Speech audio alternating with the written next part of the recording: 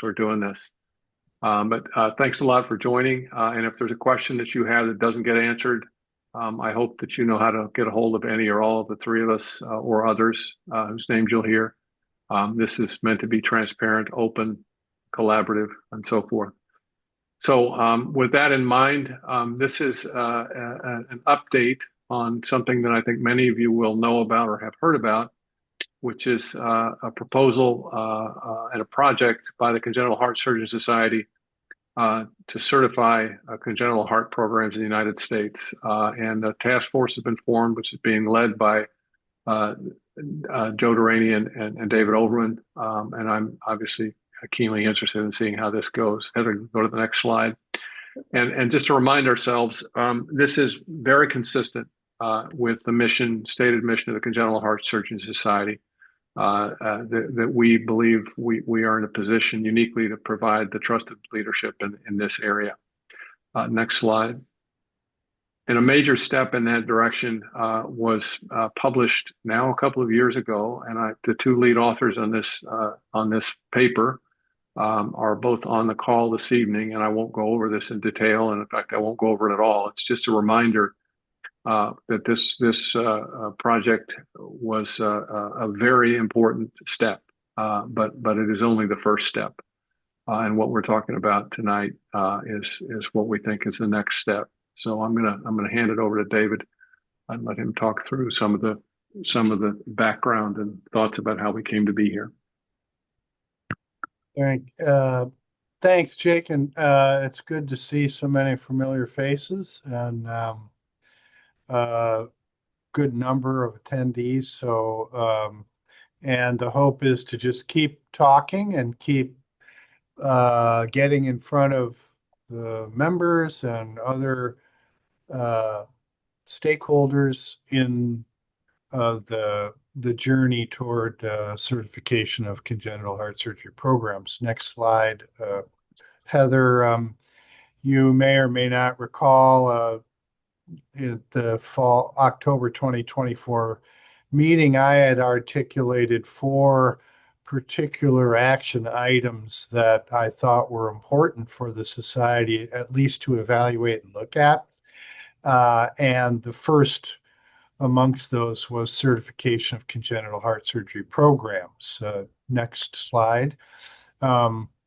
This shield just emphasizes that this should be a CHSS led project and branded project. Next slide. You're all familiar probably with the American College of Surgeons pediatric surgery verification program. Next slide. But there are many other non-cardiac verification, accreditation, or certification programs, which have some of which have been in existence for some time. For instance, the trauma center certification. And one thing that I noticed or kind of jumped out to me, next slide, in reviewing these things was a statement by the American College of Surgeons regarding accreditation of rectal cancer surgical centers, that over the last 20 years, outcomes for rectal cancer have repeatedly been shown to be variable and highly contingent on specialization, training, and volume. Maybe, Heather, maybe we should just mute everybody for a time. I don't know if you can do that selectively or not. But anyway, the familiar themes, I think, to us. One notable contingency for rectal cancer that is lacking but is critical to us is the highly complex multidisciplinary delivery platform that's needed for quality congenital heart surgery programs. Next slide. And it isn't just these non-cardiac disciplines. Within the world of cardiovascular, there are a very robust number of certification, accreditation, verification programs, whether it's about VAD and transplant, JCHO or UNOS, TAVR by ACC, the heart attack, advanced heart failure, and comprehensive cardiac center designations, also JCHO and the American Heart Association, and a joint project from STS and ACS regarding general thoracic surgical programs. So the point is that this is the idea of certification congenital heart surgeons is not some harebrained or wild or even new idea. It's not even really cutting edge or even ahead of the curve. But next slide, Heather. But I would remind everybody of this apt phrase: if you don't have a seat at the table, you're on the menu. In other words, I think it's incumbent upon us as a society to lead and craft this so that we are defining our future together rather than having somebody else define it for us. And with that, I'll turn it over to Dr. Durrani. Well, thank you, Dave. So I will just offer some observations from an intersocietal and a public health perspective. So the Congenital Heart Surgeons Society has always had a clear mission to improve the care of patients with congenital heart disease through collaborative research, education, and leadership. And our vision has been to foster innovation, advanced knowledge, and strengthen the systems that support the highest quality of care for children and now adults with congenital heart disease. So in the larger ecosystem of professional organizations, the CHSS actually plays a unique and indispensable role. We are not at the present time simply a one voice among many. We are the face and the voice of our specialty. And this stature has been earned through decades of rigorous science, the data center, the STS Congenital Heart Surgery Database, leadership within our organization, and a willingness to confront difficult issues on behalf of our patients and our profession. And a defining example of this came during the heavy controversy surrounding the Congenital Heart Surgery Database and public reporting back just before the pandemic. And at that moment, when clarity and credibility were most needed, the Society of Thoracic Surgeons actually turned to the CHSS for guidance. And they looked to us to interpret the data, resolve the controversy, and protect the integrity of outcomes reporting and the trust of the public. And that trust among our peers, the public, and most importantly, our patients, that is the most valuable currency we have, in my opinion. So as we look ahead, the same principles apply, whether we call it certification, verification, or other quality initiatives. The CHSS must continue to own this space. The public will expect it, and our peer organizations already rely on us for this leadership. So our responsibility is not only to our members, but to the entire congenital heart disease community. So in that sense, the CHSS is not just advancing the science of congenital heart surgery. We have the ability to shape the standards by which we deliver the care, how it's evaluated, and how it's understood across the broader health care landscape. That is our mission in action, and that is the vision that I think we all believe we must continue to fulfill. So with that, I think we'll keep moving forward. And Dr. Jaquist and Overman have asked me to first comment on some of the standard principles that go with this. So I'll just remind everybody that the overarching goal of certification, it is simple. It's to enhance the quality of care for our patients. Everything flows from that principle. So first, from an institutional investment standpoint, one of the most important things that certification does is it defines what programs need to invest in. That means appropriate staffing, infrastructure, resources that allow us to care for this complicated group of patients. And the recommendations document lays out those expectations, and certification helps make sure that institutions align their resources with the patient needs, not just simple budget priorities. So this is leverage for programs to seek additional resources or whatever it may be so that they have the full complement of needs necessary for success in their program. Second, it's voluntary participation. Programs can choose to participate. And in doing so, I believe they signal to patients, families, and peers that they are committed to transparency, quality, and continuous improvement. So it's really not about enforcement. It's about professional responsibility. Third, we talk about standardized preparation and evaluation. And I think the strength of certification or verification lies in its consistency, just like it does with the pediatric surgery programs with the ACS.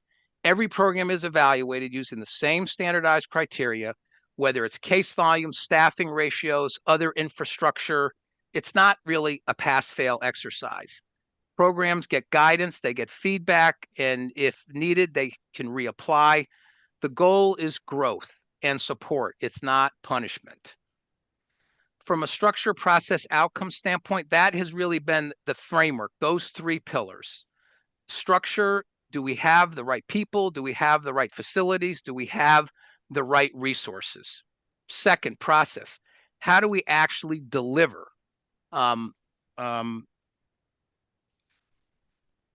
care, our protocols, communication, teamwork, etc.? Third, outcomes. What are the results? Are we improving survival, reducing morbidity, enhancing long-term quality of life? That's really the center of a whole certification process.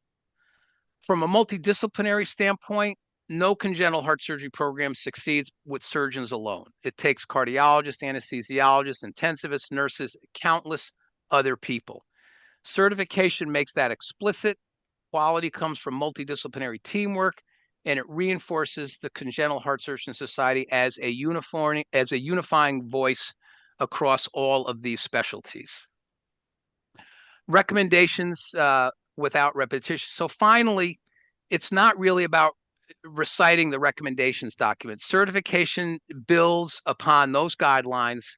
That is the purpose of this discussion, to apply what's practical, evaluate it, decide what we keep, what we don't. It turns aspirations into measurable standards. It gives programs a roadmap for improvement. And in doing so, it strengthens our society collective commitment to the highest quality of care, and it continues to establish us as the face of this specialty. During my term with the CHSS and STS, I was confronted with many controversies. And it was the CHSS that the STS turned to, and we were viewed as a credible society to clarify and resolve. And I feel very good about that accomplishment many years ago. So pursuing a certification initiative is a natural step in this leadership role for our society. The public will expect it. The general pediatric surgery programs already do it with the ACS. We should do the same. This is not something to outsource. It is something for us to own, be accountable for, and lead. So I'll close by saying, so when we think about certification, we should see it not as a hurdle, but as an opportunity to define excellence in our specialty, inspire investment, and ultimately ensure that every child and family receives the very best care we can provide. And importantly, it's a way to reinforce that the CHS is and must remain the face and voice of our specialty. So for that, I'll pass it on to Dr. Overman to talk about the recent task force discussion. David, floor is yours. Thanks. Before we get to that, Jake, anything to add to Joe's? No, I think no, I think he nailed it. Okay. Yeah, I would just emphasize, I think from those things, it's meant to be it's meant to be support for programs, not policing action. The process for the ACS pediatric surgery thing, for instance, is, very predictable. It's educational for the centers. This is what it's going to look like. This is how you get prepared. And then they work through the various aspects of it with the centers prior to evaluation and stuff. So that I think is our aim in terms of what the flavor and the process is like for centers. In terms of what work we've done so far,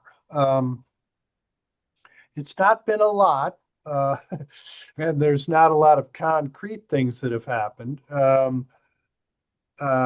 Jake and Joe and I have had a couple of exploratory conversations with the American College of Surgeons just to learn about their process with the pediatric surgery verification program, to learn, you know, how they staff it, what the infrastructure needs are in order to do this sort of a thing, and get a sense of the financial aspects of the enterprise as well. We very recently convened a formal presidential task force, CHSS certification task force.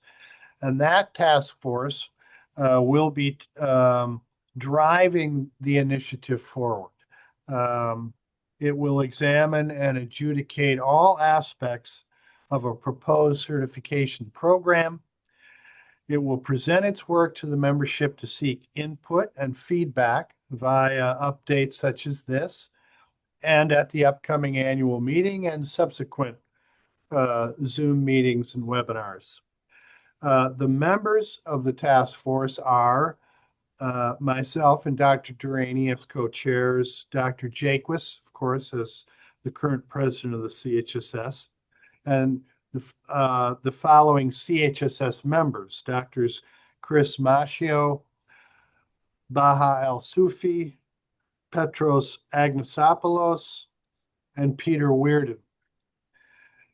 The task force will meet every other week for approximately 16 weeks to review the current statutory landscape of congenital heart surgery across these 50 United States, adjudicate and finalize program attributes necessary for certification, and to devise an operational model with defined finances. We will also continue to engage the ACS along this pathway. We sought in forming the task force diversity in viewpoint on certification, program size, and geographic location. This roster can be expanded in the future, and we, for instance, have no representative of a very large center, nor are there any representatives within the Western United States. So if you are interested in serving on this task force, please contact Dr. Jaquist, and we will circle back to you. So that is kind of the work that's been done to date. We will have a session at the upcoming annual meeting. It is the last session of the meeting, so you may need to adjust your airline schedules if it's something that is important for you to participate in. So that is something to take note of. And we look forward to dialogue now and questions and answers. So Jake. Yeah, there's a couple of little things I'd like to kind of sort of fill in the cracks a bit. One of the things that's very notable about the construction of the recommendations paper is the heavy involvement of our colleagues. Just as our practice is that way, we all practice in a multidisciplinary environment. At the moment, we are starting with a group of surgeons, and that's really for practical purposes and for no other reason. But it is very much true that this process, like the pediatric surgical process, will undoubtedly involve very important contributions from the various specialties that we know, several of whom are on the call. I see Sarah and Andy and others from cardiology, certainly critical care, and anesthesiology. So there's no wish to be exclusionary with that. And I hope that the theme has come through that this process is not meant to be punitive, exclusionary, or negative in any way.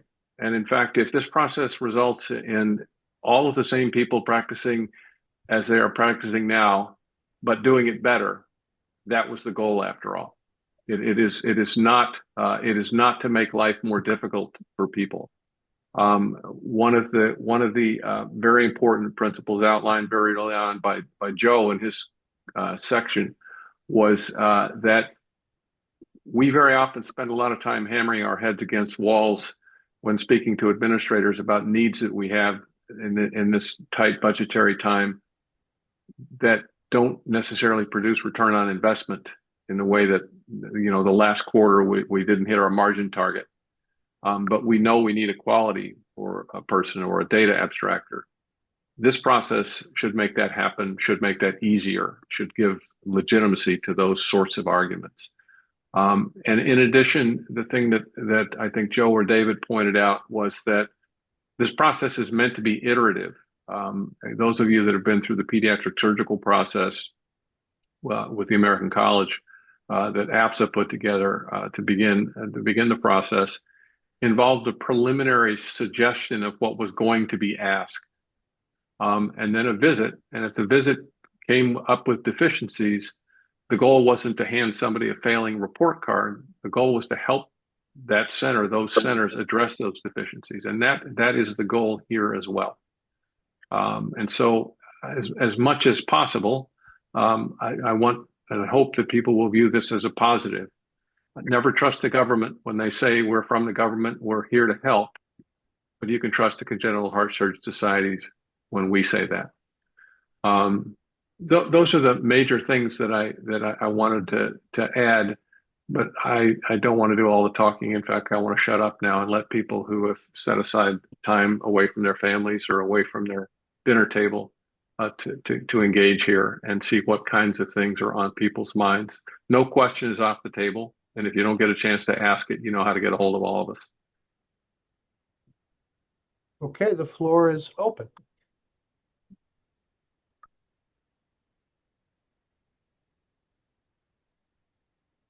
A group of congenital heart surgeons with nothing to say. I hope someone is writing that down. Just what maybe people should raise their hand. I see Carl's hand going up. A lot of people don't have their video on, but maybe raise the hand so that either Jake or Dave or I can see it. And Carl, you're on. Well, a great presentation. I'm glad to see this moving forward. I'm sure that a lot of people have the question of what the timeline is for implementation of this. Do you guys have a rough idea or an outline of how this would start and how it would roll out?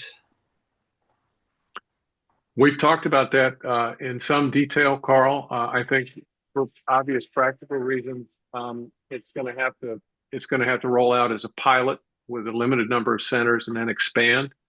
And how those centers are chosen is certainly not decided. But I think realistically, we're talking about a couple of years to get into big numbers of centers. If we can get something stood up in 12 to 18 months with a pilot group, I think that would be viewed as a win. Joe or David, what do you guys think? I think that's right. It's going to take some time for the task force to work through. Carl, you're intimately familiar, of course, with what that process looks like.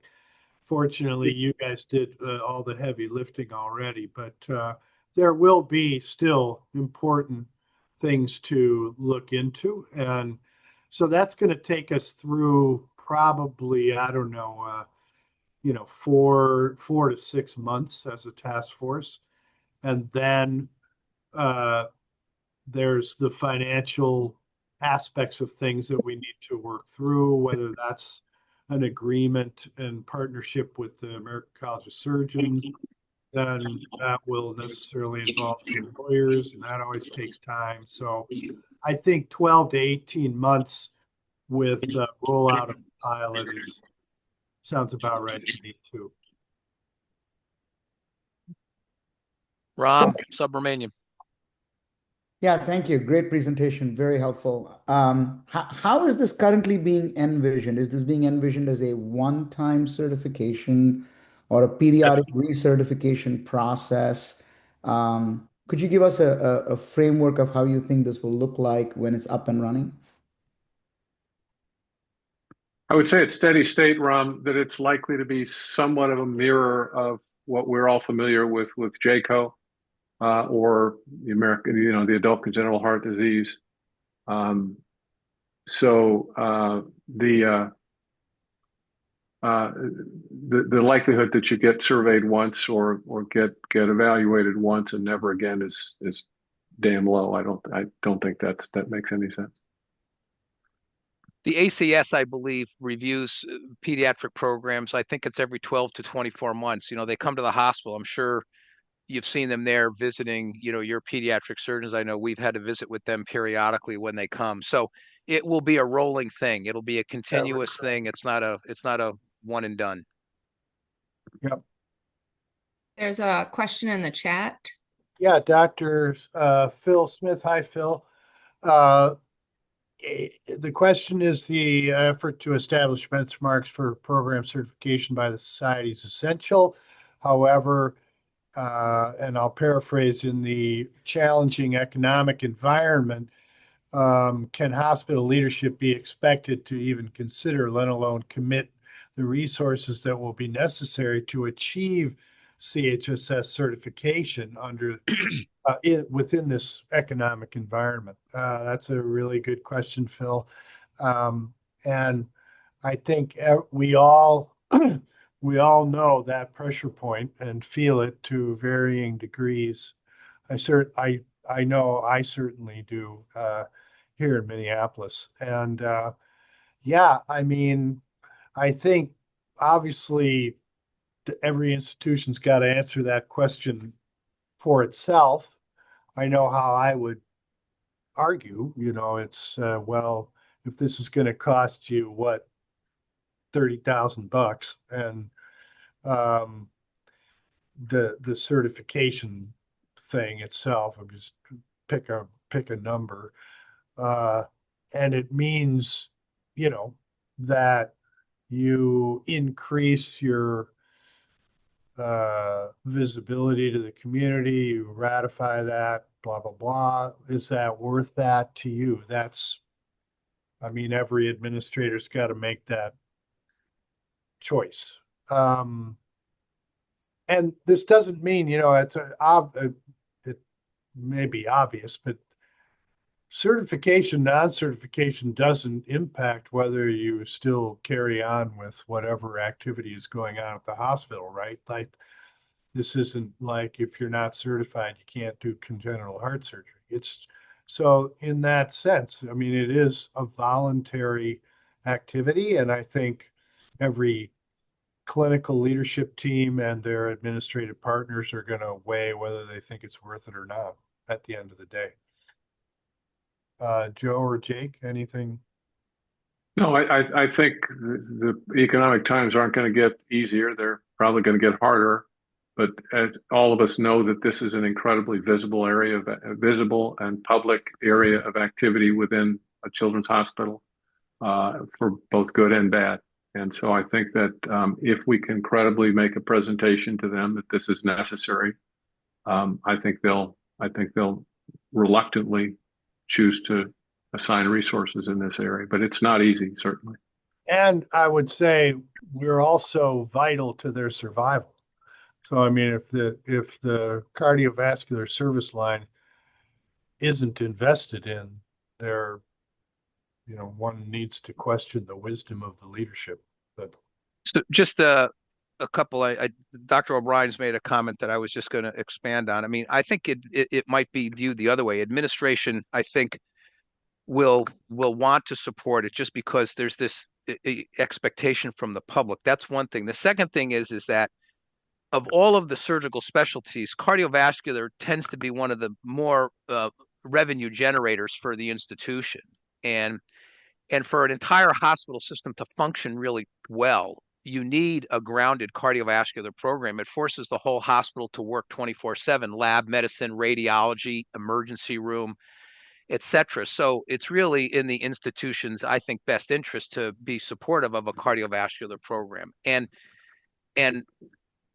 while the financial constraints are just a constant, unending concern in the whole healthcare industry in this country, it's inevitable that really we're going to need to do this. I mean, that is not going to become the reason why we should not pursue this. In my opinion, I think that we need to pursue it, and I think, as others have said, I mean, just a rational explanation to the hospital administration if there's hesitancy or reservation. But I think there's more in it for that institution to be supportive and to be transparent and to be supportive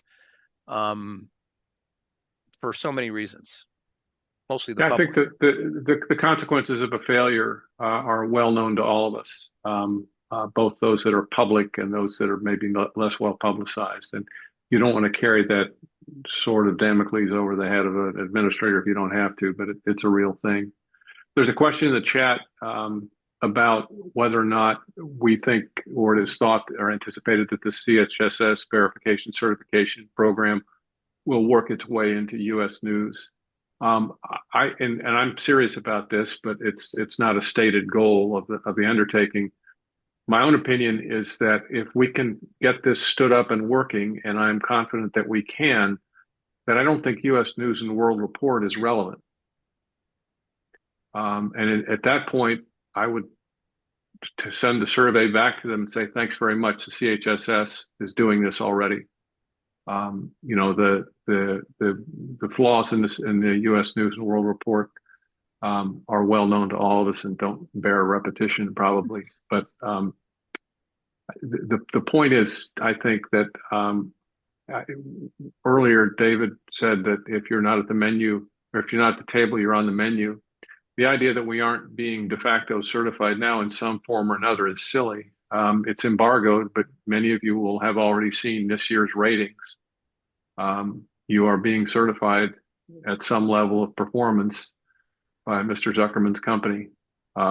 And just so the website's really nice, there's advertising on there from some of the centers that are involved. So I'll shut up now about U.S. News and World Report, but I doubt I'm alone in my feelings. Yeah, Dr. DeCamp, you're not. We went through the slides quickly, but the fourth action item from October 24 is to revamp public reporting. So Harma, I mean, I think somebody might want to make it part of U.S. News and World Report, but I think Jake's idea that it's a standalone thing, and thank you very much, is that's how I would go with it as well. But I think Bill DeCamp had a question. Yeah, thanks very much.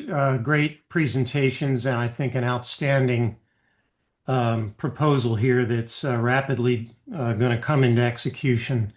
But back to what we actually are currently talking about, but in broader terms, are you thinking about what sort of public platform you're going to construct to report what it is that you've analyzed?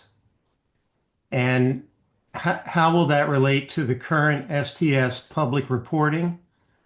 And how will it relate to U.S. News? Jake already made a comment about U.S. News. U.S. News ranks programs. Obviously, we're not going to do that, I hope. So what is it that we're going to try to convey to the public, to healthcare systems, and to insurers? just to clarify, Bill, so are you asking, will we enumerate the elements of the evaluation process to the public, and how would we do that? Or is it another question? Well, I suppose, the simplest way to express it would be, are we going to simply report certification or non-certification, or are we going to get more granular? Ah, I would propose that we would not get more granular. We would simply say that this is a certified or not certified or verified. The terminology is still in flux. And I think, that you touched on the concept of ranking. And I think among perhaps the most controversial aspect of the recommendations paper was the concept of tiering, tiering. We haven't spoken about that yet. I'm sure it's on people's minds. And one of the aspects of the tiering proposition was a volume number, which has caused a great deal of concern, not inappropriately. But I think I'm happy to talk about that more. But the reason that I bring it up is that I do want to be clear that I don't think any of us involved in this step of the process view the recommendations paper as scriptural literalists view the Bible. That is to say, it is a first step. It is directional, but it is almost certainly not the final word. There are things that we know now that we didn't know when that paper was constructed. There's information that may be available to us in the near term that may be informative. Chris Calderon's one of the few folks who has his camera on, but Chris and Carl and others on the call have been involved in the project to look at outcomes at centers that are not large. And I think many of the people on the call probably have participated in that. And that's an entirely new area of investigation, which simply wasn't available when the recommendations paper came forth. And so without getting too much down into the weeds and too granular about it, I just did want to make the point that that recommendations paper is directional, but not dispositive. I want to throw a few other things out there. First is and it's relative to a few comments there about U.S. News or World Report, and then would payers take certification? So first, we've been struggling with the word certification versus verification. The American College of Surgeons uses the word verification, which is a bit of a softer word than the word certification. Essentially, they more or less mean the same thing. But I think and we're in the exploratory discussions with the American College of Surgeons. So with regard to U.S. News and World Report, I don't know whether verification of pediatric surgery programs is a question on their survey. That's something we can find out. And with regard to payers, knowing whether you're verified or not, I think we want to try to mirror what is already an established paradigm that has been working to the best of our ability as a start. And some of these points are very, very good. I hope, Heather, we're keeping track of the questions in the chat, because these will be the kinds of things that we can ask the representatives from the American College of Surgeons when we're on our next call with them. But it's really we are not interested in ranking. We are interested in trying to make sure that programs are, doing safe surgery and providing the best quality of care. And it's basically checking a box, I think, the way that we look at it. And I think we should try to model a paradigm that's already been successful and is well established and has been embraced. So we can find out those things, Dave and Jake, on our next call, and we can, get that feedback back to the group.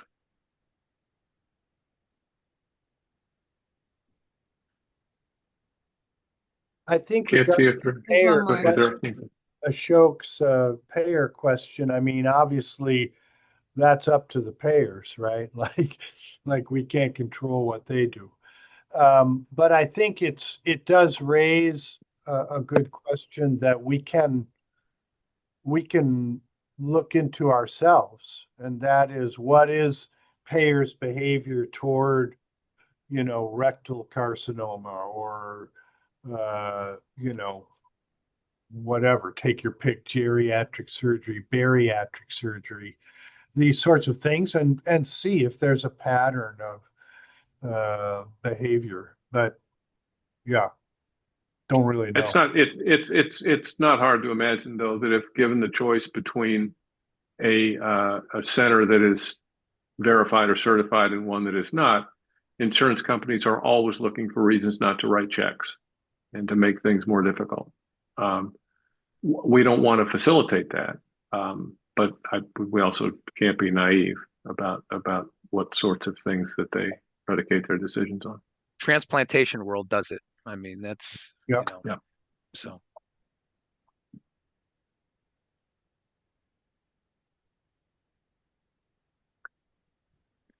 Stunned silence.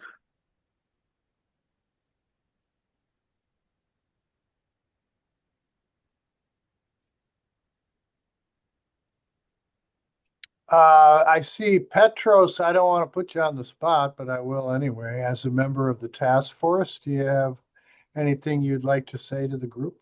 No, I think it's an interesting project, and I think the way I would think about it is verified.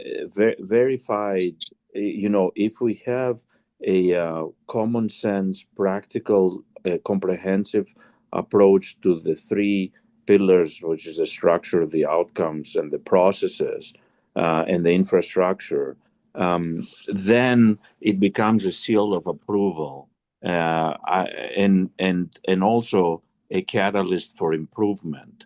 So I think that I am pretty excited to be part of this, and I think this is going to be a step forward. Now, in my mind, it'll be successful if it doesn't create some situation where only 30% of the current programs can be verified. Like, you know, if it becomes an inclusive program for people who do good work.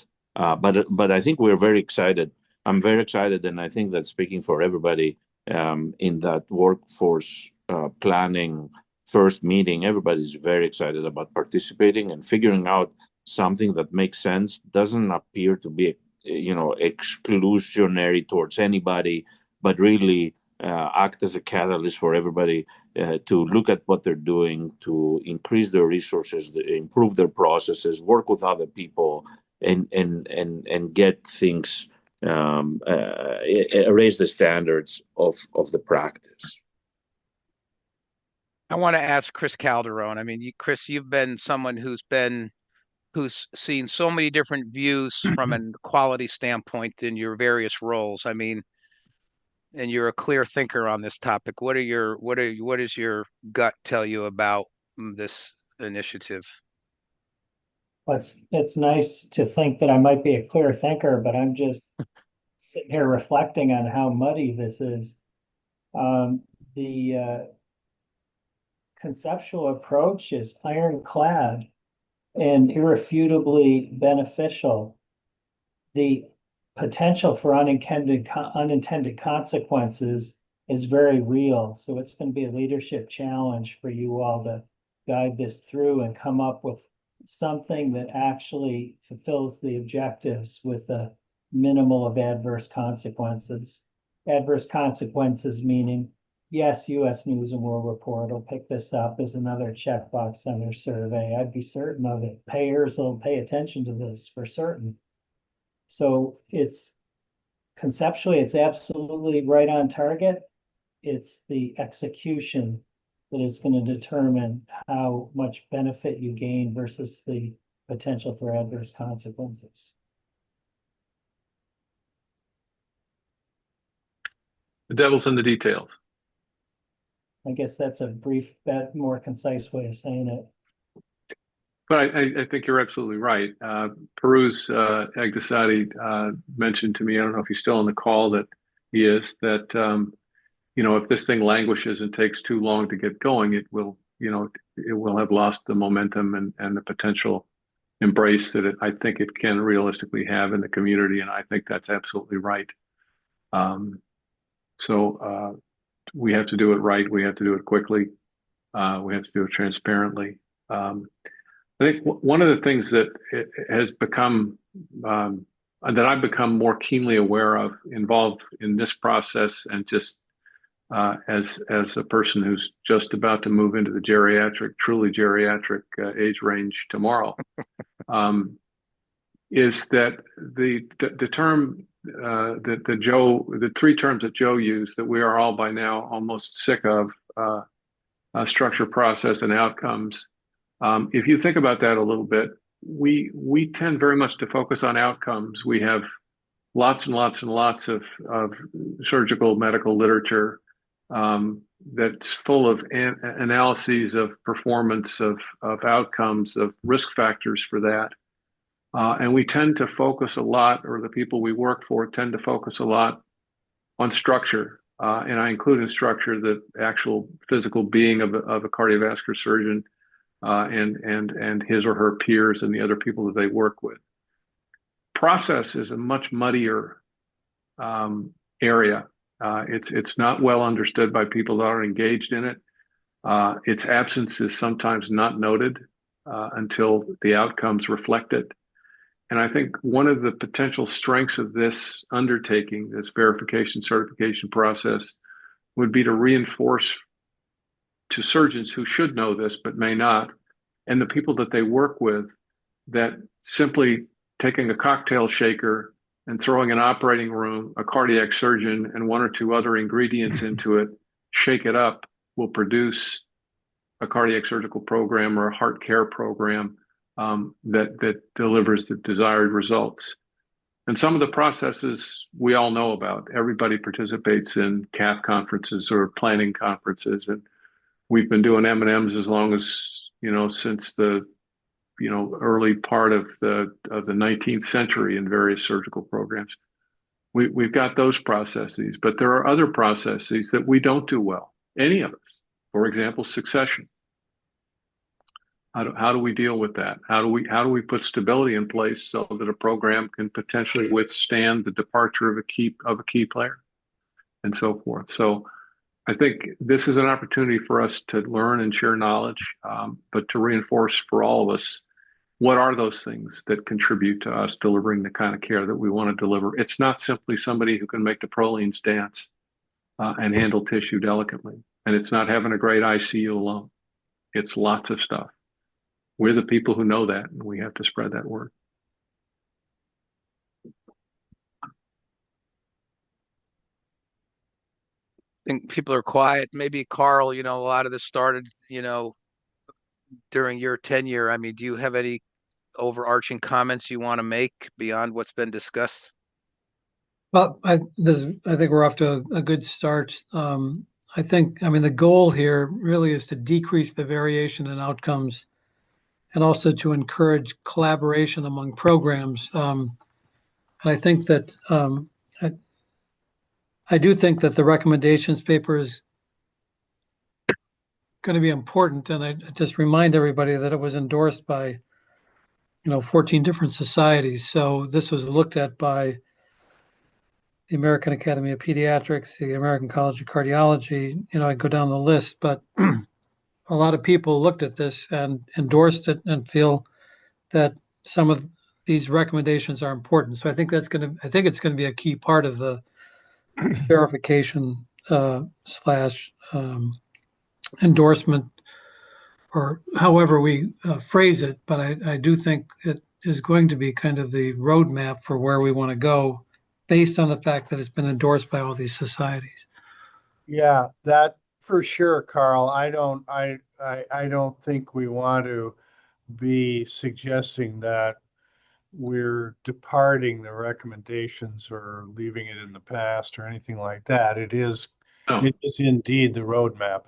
And in fact, Sarah's on the call, or was anyway earlier, and her input and expertise will be very important in this process, along with other other disciplines, like Jake talked about before. But that all of that work is going to, as I said earlier, all of that work has made this work a lot easier. It's just, I think, we don't necessarily need to, in Jake's parlance, be absolute literalists on every detail in terms of, oh, you didn't do item number 14 in table 4. so you're not certified. So it's necessarily going to have to be some kind of a reductionist thing, but 100% comes out of the recommendations document. That's for sure. You've got a question in the chat box. Do you want me to read it? We can see it. It's from Ashok and asking if there's any measure of how successful the verification process has been. It's a great question. I don't know the answer to it. What I would say is that at least the pediatric surgical verification project started slowly, but has accelerated. I don't know how many people on the call had their centers verified. We went through it when I was at my former institution.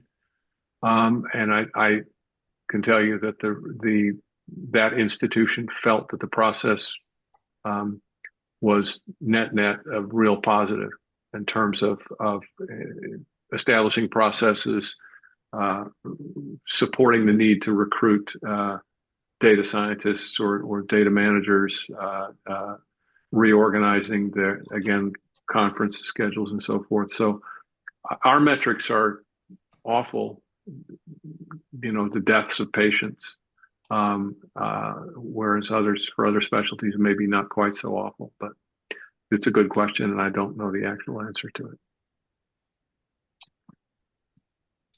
It's been helpful for us, I will say. I mean, we're a children's hospital within a larger hospital, and I know that there have been requests for various resources or personnel that the institution has been responsive to when, it was felt that something could be improved by the addition of this resource or by the addition of that faculty member or whatever. So I don't know if there's a paper on the measure of success, but at least from personal experience, it's been helpful. Same thing here at the University of Kentucky. We're going through it right now, and I think the pediatric surgeons are actually enthused about it because they're getting resources that they didn't have, but they want to get them so that they can get this verification. Right. Right. I see Sarah's there. Sarah, do you want to make any comments? You were the senior author on the recommendations paper.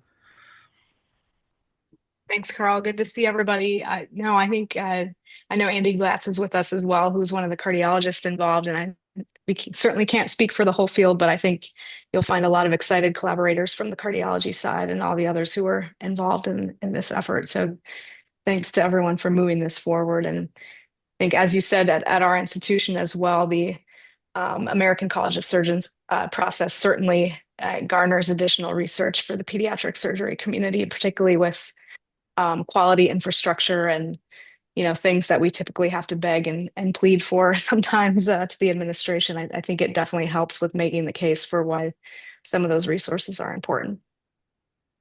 Yeah, it's hard to document out, like, well, what's the upshot of this? But the increasing penetrance of it, I think they're up to 55 centers now.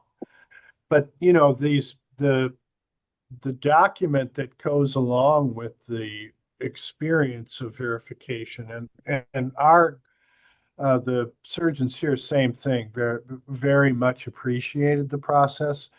And that's a 150-page document with 7 appendices that covers every imaginable aspect of what's required for the resources. In fact, the title of it is Optimal Resources for Children's Surgical Care.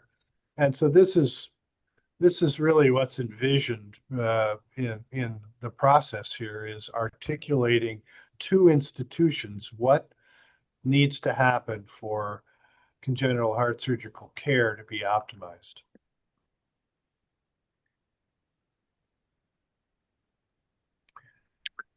Bill DeGambler?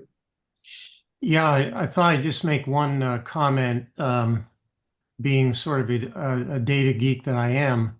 Our guidelines and our recommendations have been based on, I expect, what we think the best available evidence is that allows us to practically develop in a reasonable amount of time those recommendations and guidelines. But I think one huge collateral advantage of this project will be that over not a very long period of time, we are going to accumulate a huge amount of data on structure, process, outcomes across the entire span of, the CHSS institutional membership. And when you think about it, we may be able to validate our guidelines and recommendations using that data with a much higher level of evidence. It's a very interesting point.